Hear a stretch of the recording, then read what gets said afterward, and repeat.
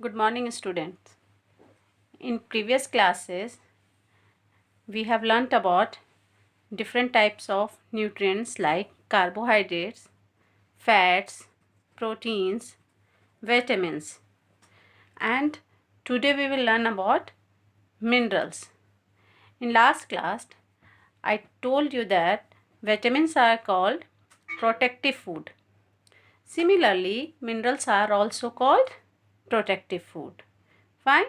It means that minerals also protect us from diseases.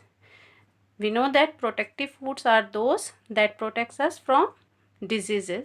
So vitamins and minerals are called protective food. Both protect us from diseases. Fine. Now today we'll see what are the different types of minerals and what are the sources of minerals. Today we will learn about all these. Now let us see what I have written. Just like vitamins, minerals are also called protective food. I just told you कि protein vitamins को जैसे हम कहते हैं protective food, similarly minerals भी क्या है, protective food हैं. It means that both vitamins and minerals क्या करते हैं, हमें बीमारियों से प्रोटेक्ट करते हैं, बचाते हैं. Fine. Now means that they play very important role in our body in keeping them healthy. Body को हेल्दी रखने में ये बहुत important role play करते हैं. Now let us see. I have written few points about minerals.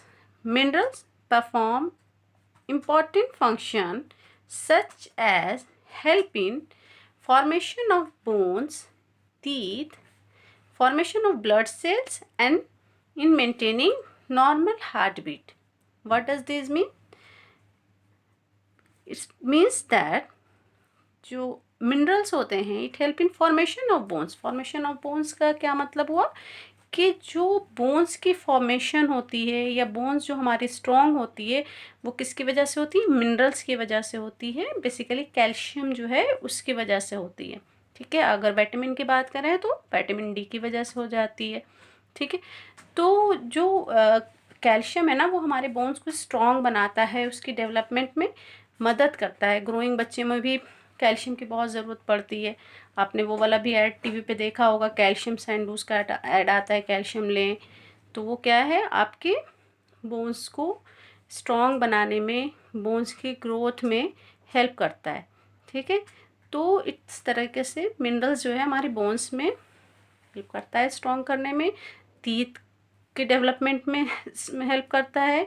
उसके बाद blood cells में बेसिकली जो हमारा हेमोग्लोबिन होता है ना ब्लड में, उसमें मदद करता है. जैसे आपने क्लास 5 वगैरह में पढ़ा होगा कि आयरन की कमी से हमें एनीमिया हो जाता है.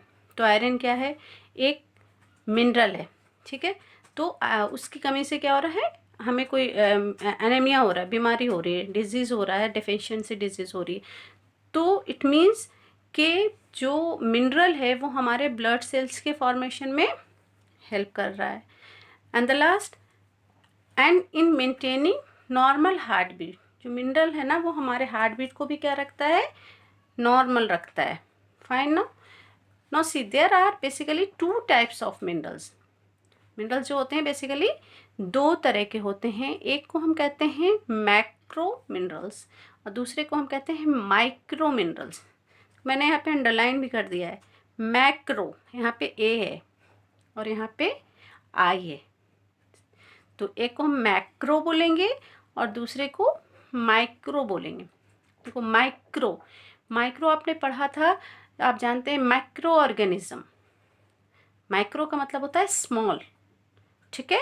तो माइक्रो मतलब स्मॉल मिनरल्स. तो इसका मतलब ये हुआ कि माइक्रो मिनरल वो मिनरल्स होते हैं जो हमें स्मॉल क्वांटिटी में हमारे बॉडी को ज़रूरत होती है. Micro minerals are those that are needed by our body in small quantity, in small amount. देखो माइक्रो से आपको याद रखना, माइक्रो मीन्स स्मॉल.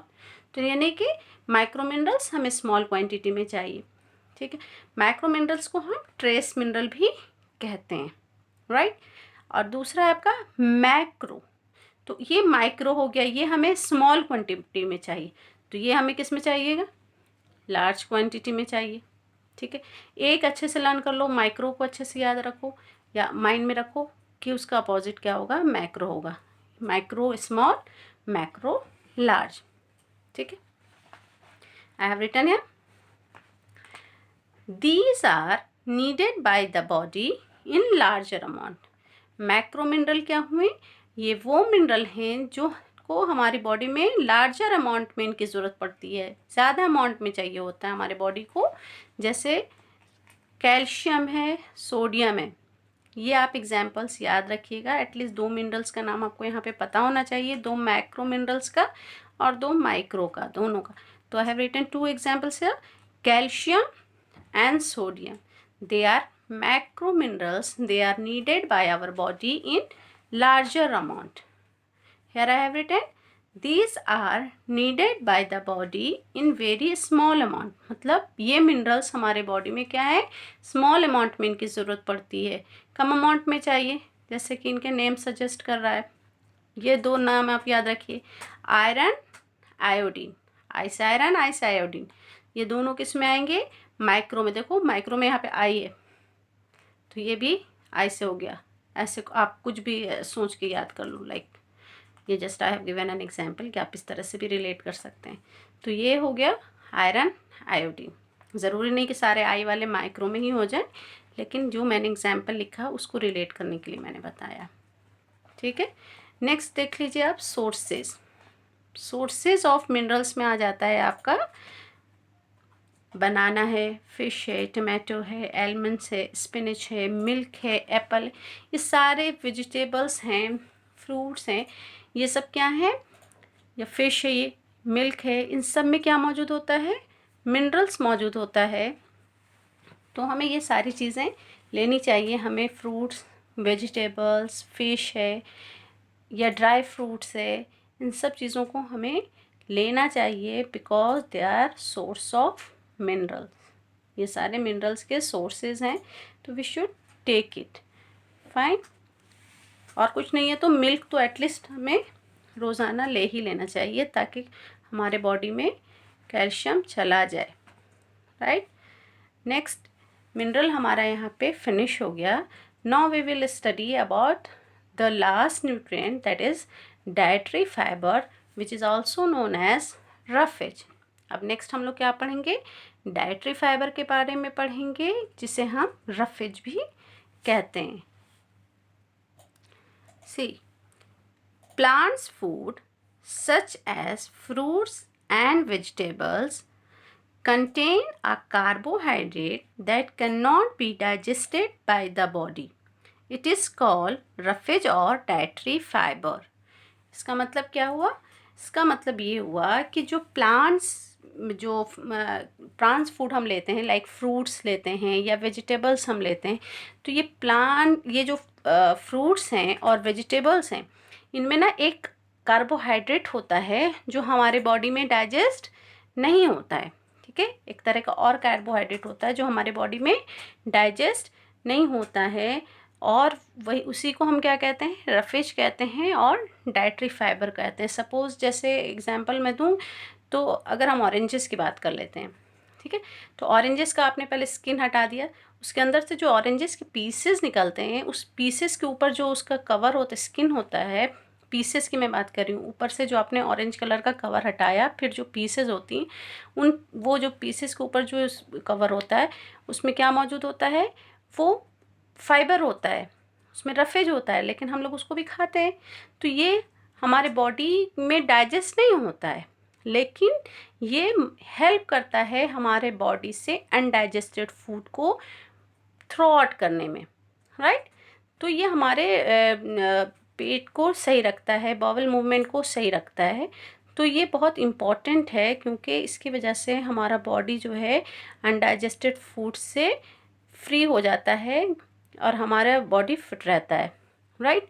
सेकंड हम देखेंगे इसका और क्या है, roughage add bulk to our food, so it helps in removing the undigested food from our body.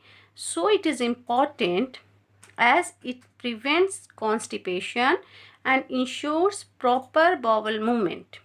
ठीक है, अभी मैंने बताया आपको कि रफेज जो है वो डाइजेस्ट नहीं होता है। रफेज आप पूछा जाता है कि कोई एक न्यूट्रिएंट का नाम बताइए जो हमारे बॉडी में डाइजेस्ट नहीं होता है, तो वो है हमारा रफेज। ये हमारे बॉडी में डाइजेस्ट नहीं होता है। ये हेल्प करता है अनडाइजेस्टेड फूड को रिमूव करने में। ये भी क्वेश्चन पूछा जाता है कि name the nutrient that help in removing the undigested food, तो वो है रफेज। रफेज हमारे बॉडी से अनडाइजेस्टेड फूड को रिमूव करने में मदद करता है। तो एक वर्ड यहाँ पे मैंने लिखा है कॉन्स्टिपेशन। कॉन्स्टिपेशन क्या है? देखो, दो कंडीशन होती है। एक होता है हम कहते हैं कि लूज मोशन हो रहा है, ठीक है। लूज मोशन में क्या होता है, जब बहुत ज़्यादा किसी को मोशन हो जाता है तो उस कंडीशन को हम कहते हैं लूज मोशन, जिसमें वाटर लॉस हो जाता है बॉडी से। बॉडी जो होता है डिहाइड्रेट कर जाता है, ठीक है। बहुत ज़्यादा मोशन हो रहा, बहुत ज़्यादा किसी को टॉयलेट जा रहा है लाइक, तो उसको अगर बहुत ज़्यादा हो रहा है इस तरह का, तो वो लूज मोशन हो गया। उसी का उल्टा होता है कॉन्स्टिपेशन। कॉन्स्टिपेशन में क्या होता है कि जब किसी को मोशन नहीं होता है तो उस कंडीशन को हम कहते हैं कॉन्स्टिपेशन। क्योंकि देखो, जो वेस्ट मटेरियल है ना, जो वेस्ट फूड है हमारे बॉडी के अंदर, जो फूड डाइजेस्ट नहीं हुआ, तो वो हमारे बॉडी के लिए हार्मफुल होता है। वो बॉडी से बाहर आना चाहिए। तो अगर सोचो कि उसमें क्या मौजूद है, उसमें केमिकल मौजूद है जो आपका अनडाइजेस्टेड फूड है, जो आपकी बॉडी के अंदर स्टोर है, तो वो बॉडी के अंदर स्टोर रहेगा तो आपकी बॉडी को नुकसान होगा। तो जो बॉडी से अगर बाहर नहीं आएगा तो आपको प्रॉब्लम होगी। स्टमक एक हो सकता है, पेट में दर्द होगा, कई चीज़ें हो सकती हैं। तो अगर ऐसा कंडीशन होता है कि किसी को मोशन नहीं हो रहा है, उस कंडीशन को हम कहते हैं कॉन्स्टिपेशन। लूज मोशन का उल्टा हो जाता, अपोजिट होता है कॉन्स्टिपेशन। तो जो रफेज है ना, अगर हम रफेज लेते हैं हमारे डाइट में, तो वो क्या करता है, हमें कॉन्स्टिपेशन से बचाता है और हमारा जो बावल मूवमेंट है वो बिल्कुल प्रॉपर रहता है, सही रहता है। तो ये हो गया आपका रफेज यहाँ पर फिनिश। नेक्स्ट जो हम पढ़ेंगे वो पढ़ेंगे हम balance diet. And balance diet में क्या है कि बैलेंस डाइट क्या है? बैलेंस डाइट एक बहुत सिंपल लैंग्वेज में मैंने लिखा है यहाँ पे, a diet that contains the proper amount of each nutrient. इसका क्या मतलब हुआ कि बैलेंस डाइट हम वैसे डाइट को कहते हैं जिसमें सारे न्यूट्रिएंट जो होते हैं एक राइट अमाउंट में मौजूद होते हैं, ठीक है। तो एक कोई भी जो फूड हम लेते हैं, कोई भी फूड लें तो उसमें सारे न्यूट्रिएंट नहीं होते हैं, ठीक है ना। तो हमें कॉम्बिनेशंस ऑफ फूड लेना चाहिए ताकि हमारे बॉडी में सारा न्यूट्रिएंट चला जाए एंड एज अ रिज़ल्ट हमारे बॉडी में क्या हो, बैलेंस डाइट जा सके। फाइन। तो मैंने यहाँ पे जो लिखा है ना, a diet that contains the proper amount of each nutrient, इसका मतलब ये हुआ कि जो भी न्यूट्रिएंट हम ले रहे हैं उसका एक राइट अमाउंट होना चाहिए। ऐसा नहीं हो कि कोई न्यूट्रिएंट बहुत ज़्यादा है और कोई न्यूट्रिएंट है ही नहीं, या उसकी क्वांटिटी बहुत ही कम है, हमारे बॉडी के रिक्वायरमेंट के हिसाब से वो क्वांटिटी बहुत कम है, तो वो बैलेंस डाइट नहीं होगा। सपोज़ कर लो हम बहुत सारा प्रोटीन ले रहे हैं लेकिन हम कार्बोहाइड्रेट बहुत लीस्ट अमाउंट में ले रहे हैं, बहुत कम ले रहे हैं, या मिनरल्स या विटामिन्स हम बहुत कम ले रहे हैं, तो वो बैलेंस डाइट नहीं कहलाएगा। ठीक है, हम कोई चीज़ ज़्यादा ले रहे हैं तो दूसरी चीज़ हम इस हिसाब से लें कि वो हमारे बॉडी के हिसाब से क्या हो, जो जितना बॉडी रिक्वायर्ड कर रहा है उतना वो मौजूद हो उसमें, ठीक है। तो उसको हम बैलेंस डाइट कहेंगे। एक चीज़ और बता दूं कि जो हम बैलेंस डाइट लेते हैं ना, तो ये डिपेंड करता है कि हम किस तरह के प्रोफेशन में है, किस तरह का हम काम कर रहे हैं, तो उसमें भी ये बहुत वेरी करता है। जैसे सपोज़ कर लो कि कोई रिक्शा पुलर है, ठीक है, तो रिक्शा पुलर जो है वो क्या करता है, रिक्शा पुल करता है। तो रिक्शा पुल करने के लिए उसको क्या चाहिए, एनर्जी चाहिए, है ना। उसको एनर्जी की ज़्यादा तो ज़रूरत पड़ेगी। तो जब उसको ज़्यादा एनर्जी चाहिए तो इट मीन्स दैट उसके जो फूड है उसकी डाइट में क्या ज़्यादा होना चाहिए, कार्बोहाइड्रेट ज़्यादा होना चाहिए, क्योंकि क्योंकि हम लोग जानते हैं कार्बोहाइड्रेट क्या है, एनर्जी गिविंग फूड। तो अगर वो बैलेंस डाइट ले रहा है तो उसके जो डाइट है ना उसमें कार्बोहाइड्रेट की क्वांटिटी ज़्यादा होगी, लेकिन ऐसा नहीं है कि सिर्फ वो कार्बोहाइड्रेट खाएगा और दूसरी चीज़ नहीं लेगा, उसको बाकी चीज़ें भी लेनी है, लेकिन थोड़ा सा कार्बोहाइड्रेट को इंक्रीज़ कर देगा, उसकी क्वांटिटी को बढ़ा देगा, चावल ज़्यादा ले लेगा, रोटी ज़्यादा ले लेगा, लेकिन साथ में उसको प्रोटीन भी लेना होगा, साथ में उसको विटामिन्स एंड मिनरल्स भी लेना होगा। सिमिलरली ग्रोइंग चिल्ड्रेन है, आप लोग ग्रो कर रहे हो, आपको क्या चाहिए ज़्यादा? ग्रोइंग के लिए क्यों बॉडी बिल्डिंग फूड कौन सा है हमारा? दैट इज़ प्रोटीन, है ना। तो प्रोटीन की ज़्यादा हमें ज़रूरत है, तो हम ग्रोइंग बच्चे क्या लेंगे? ज़्यादा प्रोटीन लेंगे। तो प्रोटीन उनके डाइट में होना चाहिए, लेकिन इसका मतलब ये नहीं हो कि वो कार्बोहाइड्रेट नहीं लेंगे या क्या कहते हैं उसको, विटामिन्स नहीं लेंगे या मिनरल्स नहीं लेंगे, वो सब भी लेंगे, लेकिन प्रोटीन की क्वांटिटी थोड़ी सी ज़्यादा कर देंगे, राइट।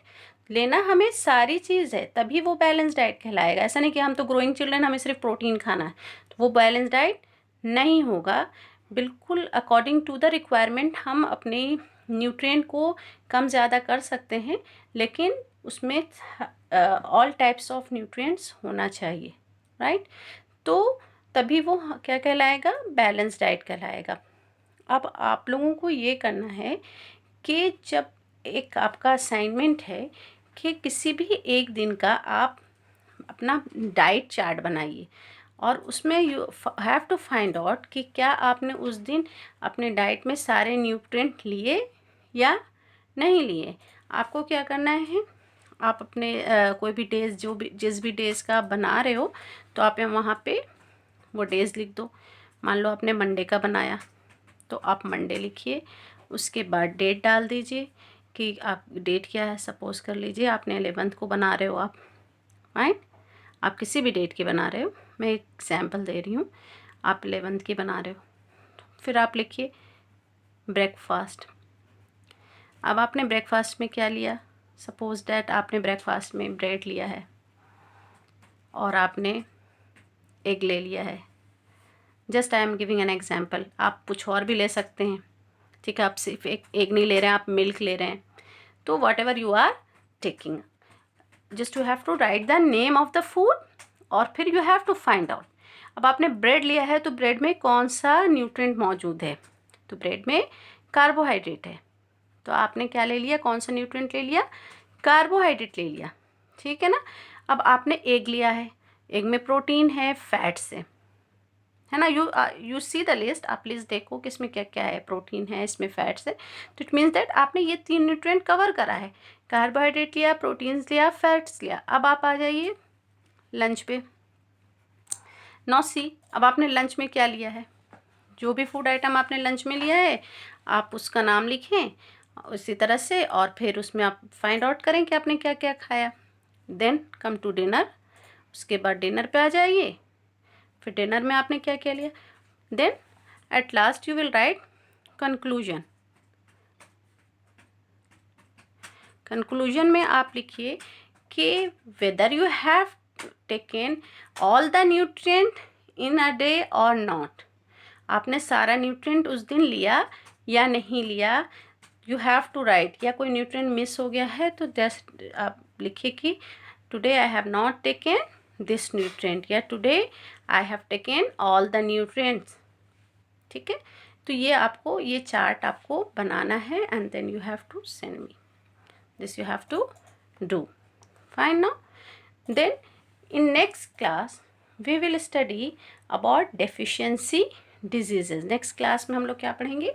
deficiency diseases के बारे में पढ़ेंगे कि अगर हम बैलेंस डाइट नहीं लेते हैं तो उससे हमें क्या होती है?